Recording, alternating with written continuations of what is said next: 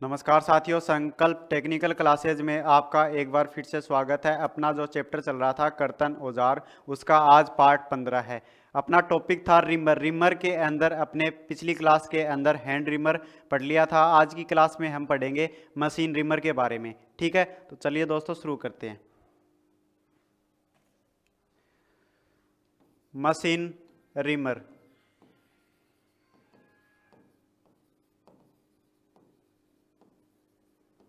Machine reamer होता है, machine reamer होता है। इसके अंदर अंतर क्या होता है? हैंड रिमर और मशीन रिमर में अंतर क्या है? इसके अंदर क्या होती है? जो इसकी सैंक होती है, क्या होती है? इसकी सैंक होती है, वो टेपर में बनी होती है। सैंक टेपर में होती है। ठीक है। फिर सैंक के जो ऊपर वाला भाग है उसको बोलते हैं टैंग। तो इसमें जो टैंग होती है वो फ्लैट होती है। इसमें टैंग फ्लैट होती है। तो अपना हैंड रिमर और मशीन रिमर के अंदर अंतर क्या हो गया? जो मशीन रिमर है इसके अंदर जो सेंक होती है वो टेपर में और टैंग होती है वो फ्लैट होती है। और हैंड रिमर के अंदर क्या होता है? सेंक स्ट्रेट होती है और टैंग होती है वो स्क्वायर में बनी हुई होती है। ये इसके अंदर अंतर है। ठीक है। अब देखेंगे जो मशीन रिमर है वो कितने प्रकार के होते हैं अपने टाइप्स। तो इसके अंदर अपना पहला रिमर आता है रोज मशीन रिमर।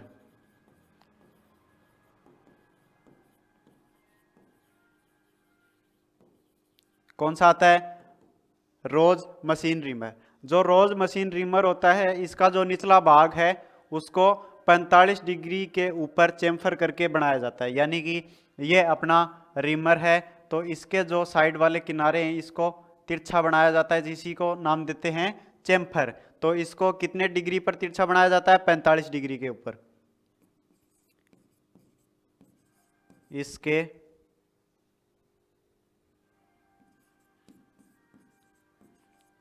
निचले भाग को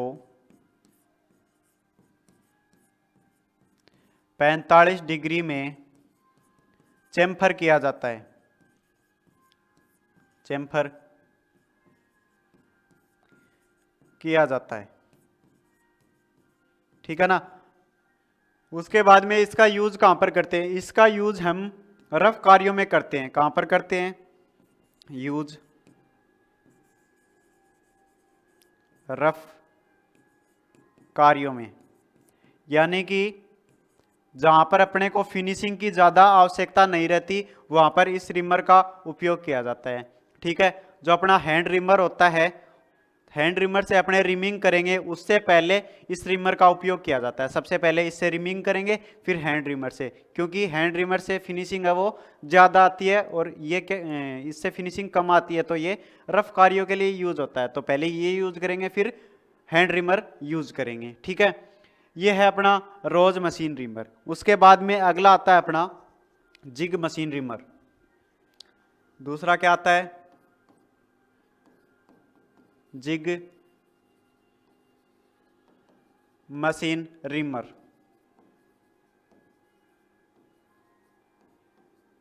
जिग मशीन रिमर, इसके अंदर क्या होता है? सैंक और बॉडी के बीच में एक भाग बना हुआ होता है जिसको नाम देते हैं बुश, जिग या फिर कॉलर। क्या नाम देते हैं? जिग, बुश या फिर कॉलर। ठीक है। वो इसके अंदर लगा हुआ होता है जिससे जो अपना रिमर है ये गाइड होता रहता है। ठीक है। गाइड होकर रिमिंग का कार्य करता है। ये जिग है, ये होता क्या है? आपके आगे आएगा टॉपिक जिग और फिक्सचर। जिग क्या होता है?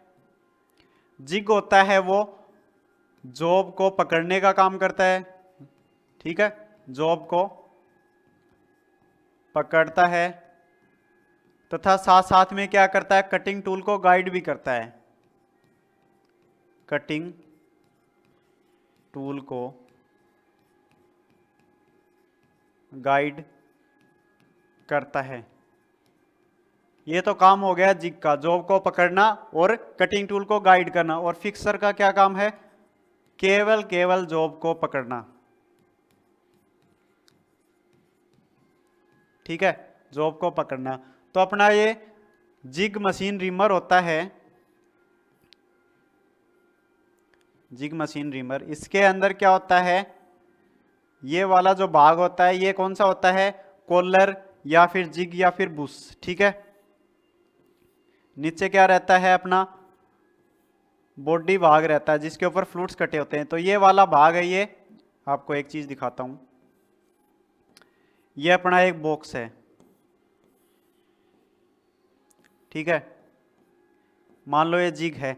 ठीक है, इसके अंदर जॉब को पकड़ा जाएगा, फिर इसके ऊपर एक प्लेट लगाई जाएगी जिसके अंदर स्लॉट कटे होते हैं। ठीक है, जिसके अंदर क्या कटे रहते हैं? स्लॉट कटे रहते हैं। ठीक है, ये स्लॉट कटे रहते हैं, ये किसका काम करते हैं? कटिंग टूल को गाइड करने का काम करते हैं। तो ये अपना जो कॉलर है ये इसके अंदर बैठ जाएगा और ये नीचे चला जाएगा, ये जो रिमिंग का कार्य है वो करेगा। ठीक है, तो इसके अंदर अपने क्या लिखेंगे? इसमें बॉडी और सैंक के बीच में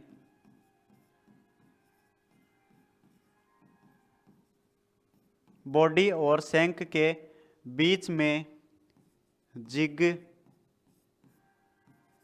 कॉलर या क्या नाम देते हैं, बुश लगा होता है।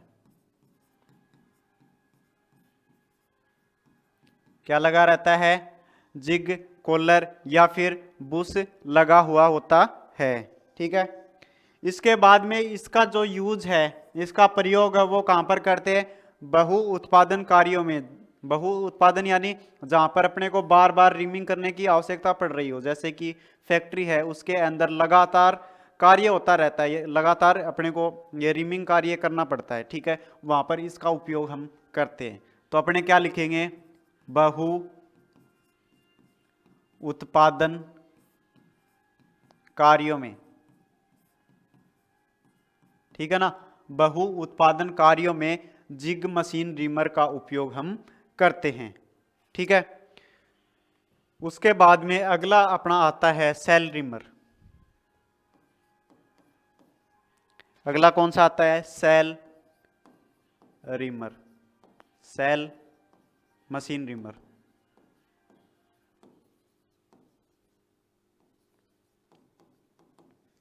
सेल मशीन रिमर, अरे घड़ी वाले सेल नहीं, ये अलग रिमर है अपना। ठीक है, इसके अंदर क्या रहते हैं? छोटे छोटे रिमर के टुकड़े रहते हैं। ठीक है, जो अपना बॉडी वाला भाग है केवल वो ही रहता है इसके अंदर। ये अपना रिमर है, इसके अंदर फ्लूट्स कटे हुए होते हैं। ठीक है, और ये अंदर से क्या रहता है? खोखला रहता है, बस इतना सा ही भाग रहता है। ठीक है, तो इसको पकड़ेंगे कैसे? तो इसको पकड़ने के लिए हम एक युक्ति का उपयोग करते हैं जिसको नाम देते हैं आर्बर। क्या नाम देते हैं? आर्बर। आर्बर के द्वारा इस सेल यानी कि सेल मशीन रिमर है इसको पकड़ते हैं, फिर आर्बर को मशीन के स्पिंडल के अंदर फिट करते हैं। ठीक है ना, ये अलग अलग साइजों में मिलते हैं, इनका साइज छोटा भी होता है और बड़ा भी होता है। ठीक है, लेकिन जो इसका अंदर से जो होल रहता है वो टेपर में रहता है, वो एक ही साइज का रहता है। ठीक है, जिसको हम आर्बर के अंदर पकड़ के स्पिंडल के अंदर लगाते हैं। तो इसके अंदर अपने क्या लिखेंगे भाई? इसकी बॉडी है वो अंदर से क्या रहती है? खोखली रहती है। बॉडी अंदर से खोखली होती है। ठीक है, दूसरी बात, इसको आर्बर से पकड़ा जाता है।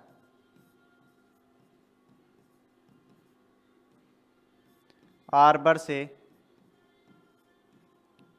पकड़ा जाता है। ठीक है, दूसरी बात, अलग अलग साइजों में ये मिलते हैं, अलग अलग साइजों के होते हैं।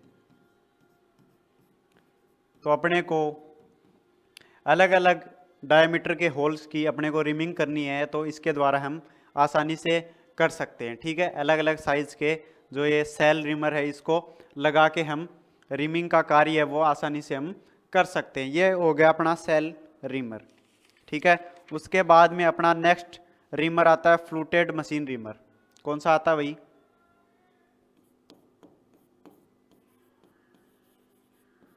Fluted machine reamer.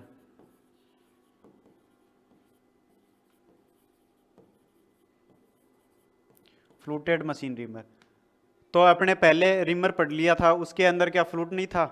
फ्लूट था, लेकिन इसके अंदर क्या होता है कि फ्लूट है वो उसकी संख्या ज़्यादा होती है। जो और अपने रिमर होते हैं उसकी अपेक्षा इसके अंदर जो फ्लूट्स होते हैं उसकी संख्या ज़्यादा होती है। अगर फ्लूट्स की संख्या ज़्यादा होगी तो जो इसके द्वारा जो होल बनेगा उसकी फिनिशिंग भी ज़्यादा होगी। ठीक है, यानी कि इसके द्वारा जो सतह प्राप्त होगी वो परिष्कृत प्राप्त होगी। ठीक है, तो इसके अंदर अपने लिखेंगे इसमें फ्लूट्स की संख्या अधिक होती है। फ्लूट्स की संख्या अधिक होती है। फिर दूसरी चीज क्या जानते हैं इसके बारे में? इसके द्वारा फिनिशिंग अधिक आती है। इसके द्वारा क्या होगा? फिनिशिंग है वो अधिक आएगी, अधिक होती है। ठीक है, ये हो गया अपना फ्लूटेड मशीन रिमर। ठीक है ना, उसके बाद में अगला आता है एडजस्टेबल मशीन रिमर। अगला कौन सा आता है? Adjustable machine reamer.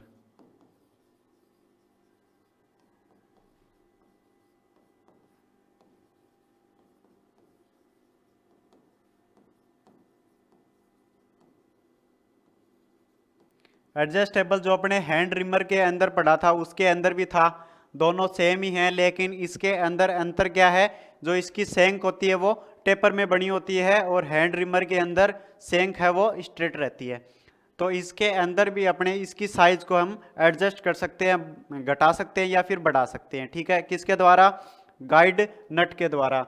एक दो नट होते हैं जिसके द्वारा हम इसकी साइज को हम एडजस्ट कर सकते हैं। ठीक है, यानी एक ही रिमर के द्वारा हम अलग अलग डायमीटर के होल की रिमिंग हम कर सकते हैं। तो इसके अंदर अपने लिखेंगे इसकी साइज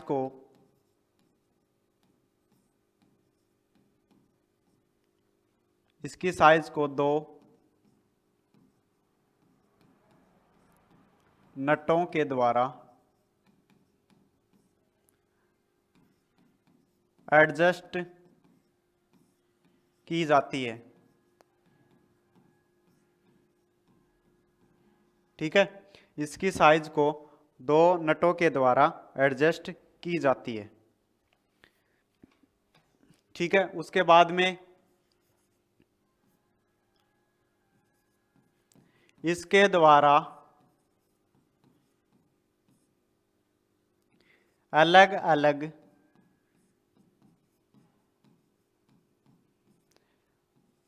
अलग डायामीटर के होल की रिमिंग की जा सकती है। यानी कि एक ही रिमर के द्वारा हम अलग अलग साइज के होल की हम रिमिंग आसानी से हम कर सकते हैं। किसके द्वारा? एडजस्टेबल मशीन रिमर के द्वारा। ठीक है, अगला आता है अपना टेपर मशीन रिमर। अगला कौन सा आता है? Taper machine reamer. Taper machine reamer होता है, नाम से ही पता चल रहा है, taper machine reamer taper hole की रिमिंग करने के लिए उपयोग किया जाता है। यानी कि टेपर होल बना हुआ है अपना, उसकी रिमिंग करने के लिए इसका उपयोग किया जाता है। तो ये जो रिमर होता है ये टेपर में बना हुआ होता है, तभी तो टेपर होल की रिमिंग करेगा। ठीक है, इसकी बॉडी टेपर में बनी होती है, इसकी बॉडी टेपर में बनी होती है। ठीक है, दूसरी बात क्या है, यूज। दूसरी बात क्या है, यूज। यूज कहां पर होता है, टेपर होल की रिमिंग करने में, टेपर होल की रिमिंग करने में। ठीक है, ये हो गया अपना टेपर मशीन रिमर। उसके बाद में अगला जो रिमर आता है वो है चेकिंग रिमर। कौन सा आता है, चेकिंग रिमर।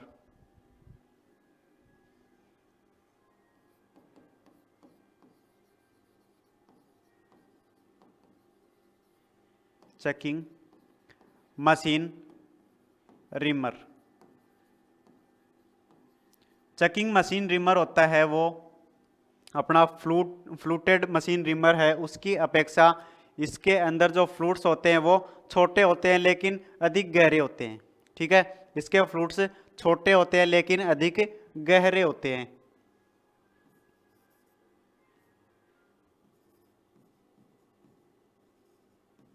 इसमें फ्लूट्स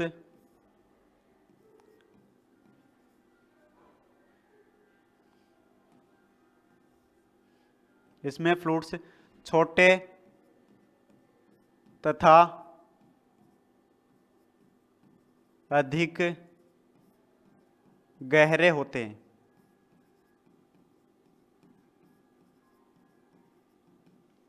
ठीक है, इसके अंदर क्या होता है, फ्लूट्स होते हैं वो छोटे होते हैं लेकिन क्या होते हैं, गहरे होते हैं। ठीक है, ये जो रिमर होता है ये स्ट्रेट फ्लूट्स और हेलिकल फ्लूट्स दोनों प्रकार के मिलते हैं। ठीक है, दोनों प्रकार के फ्लूट्स वाले ये रिमर मिलते हैं।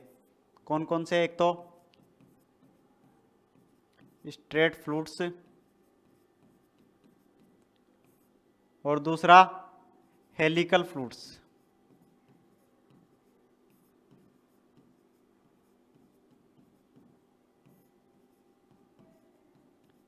दोनों प्रकार के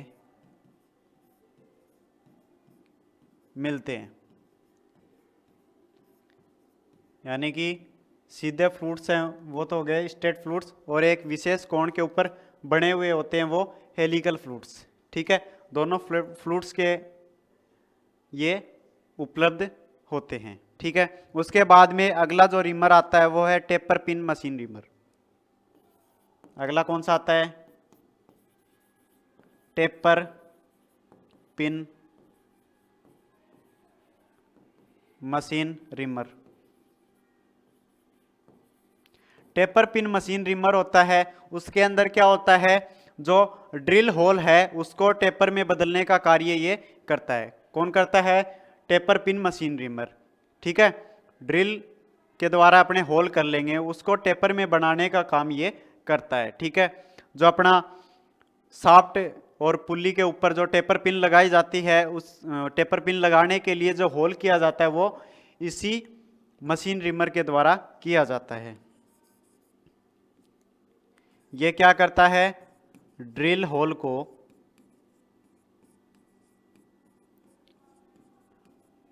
टेपर में बदलता है, ड्रिल होल को टेपर में बदलता है। ठीक है, दूसरी चीज, टेपर पिन लगाने में इसका प्रयोग होता है, इसका प्रयोग होता है। ठीक है, ये है अपने मशीन रिमर, जो कितने प्रकार के हैं, 8 प्रकार के हैं। ठीक है, 8 प्रकार के अपने मशीन रिमर पढ़ चुके हैं। अब हम देखेंगे रिमर से संबंधित कुछ अन्य बातें।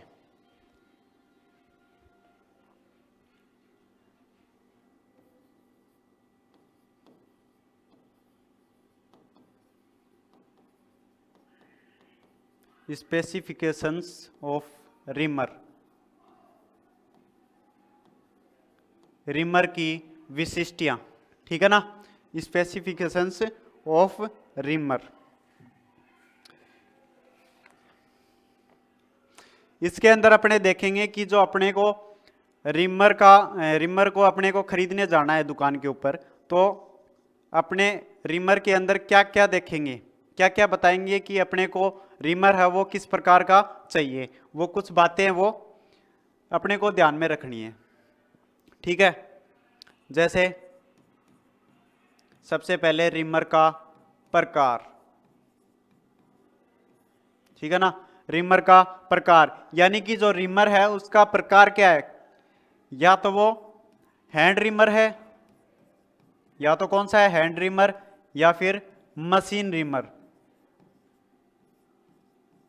दो बताए ना आपको, एक तो हैंड रिमर और दूसरा मशीन रिमर। उसके बाद में सैंक, सैंक का प्रकार, यानी कि आपको टेपर सैंक का चाहिए या फिर स्ट्रेट सैंक का चाहिए, ठीक है, या तो टेपर सैंक का चाहिए या फिर स्ट्रेट सैंक का अपने को चाहिए। फिर फ्लूट्स का प्रकार, फ्लूट्स का प्रकार, फ्लूट्स का प्रकार क्या है, ठीक है, स्ट्रेट है या फिर हेलिकल है, या तो सीधे फ्लूट्स है या फिर कोई विशेष कोण के ऊपर बने हुए हैं जिसको क्या नाम देते हैं, हेलिकल, ठीक है। फिर उसके बाद में रिमर का साइज,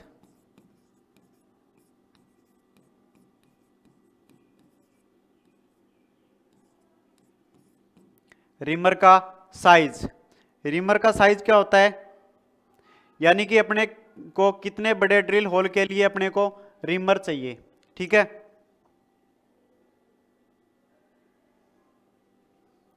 कितने बड़े होल के लिए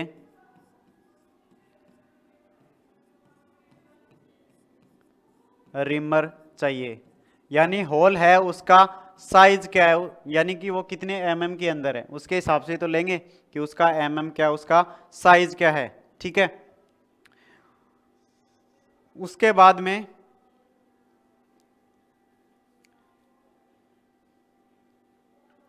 जो ड्रिल होल का साइज है वो रिमर के साइज से 3% से अधिक छोटा नहीं होना चाहिए। क्या बताया, ड्रिल होल का साइज रिमर के साइज से 3% से अधिक छोटा नहीं होना चाहिए।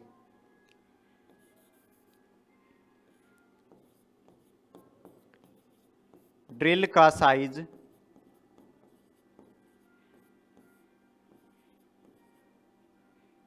ड्रिल का साइज रिमर के साइज से 3% से अधिक छोटा नहीं होना चाहिए,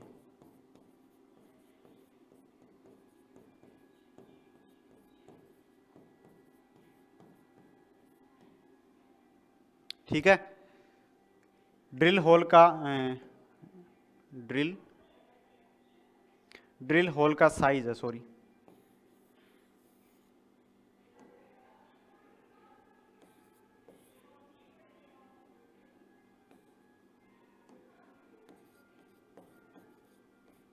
ड्रिल होल का साइज रिमर के साइज से 3% से अधिक क्या है, छोटा नहीं होना चाहिए, ठीक है। एक मुख्य बात है। दूसरी एक चीज आती है ओवर साइज। क्या चीज आती है, ओवर साइज। ओवर साइज होता क्या है, जो ड्रिल के द्वारा होल करते हैं तो ड्रिल की जो साइज रहती है उस साइज से वो थोड़ा अधिक होल बनाता है, उसी को क्या नाम देते हैं, ओवर साइज। कितना बड़ा बनाता है, 0.05 mm, ठीक है। जो भी उसकी साइज है उस साइज से थोड़ा बड़ा होल बनाता है 0.05, वही क्या होता है, ओवर साइज, ठीक है।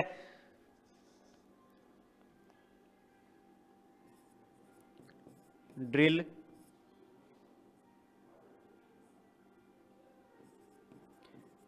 अपने साइज से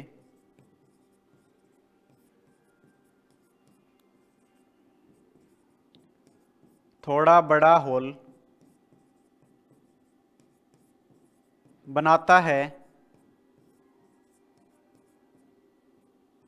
जिसे क्या नाम देते हैं? ओवरसाइज। जिसे ओवरसाइज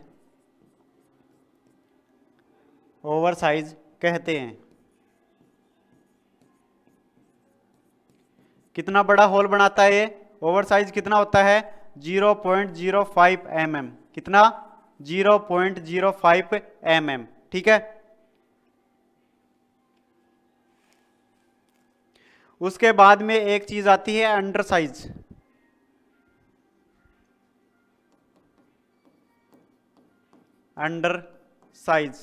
अंडर साइज क्या होती है? जो रिमर के द्वारा जो धातु हटती है, ठीक है, उसी को क्या नाम देते हैं? Under size. ठीक है ना? रिमर के द्वारा हटाई गई जो धातु होती है उसी को क्या कहते हैं? Under size.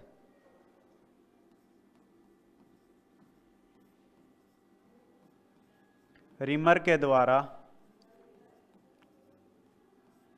हटाई गई धातु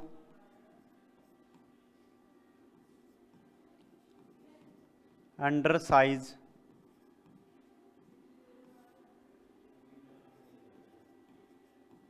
कहलाती है। ठीक है। रिमर के द्वारा हटाई गई धातु अंडर साइज कहलाती है। ठीक है ना? ये हो गया अपना रिमर का टॉपिक कंप्लीट। ठीक है। आशा करते हैं आपको ये समझ में आएगा। आज के लिए बस इतना ही। मिलते हैं नेक्स्ट वीडियो के साथ। अगर आपको ये वीडियो अच्छी लगी तो लाइक करें और कमेंट करें और चैनल को सब्सक्राइब जरूर करें। धन्यवाद। राम राम।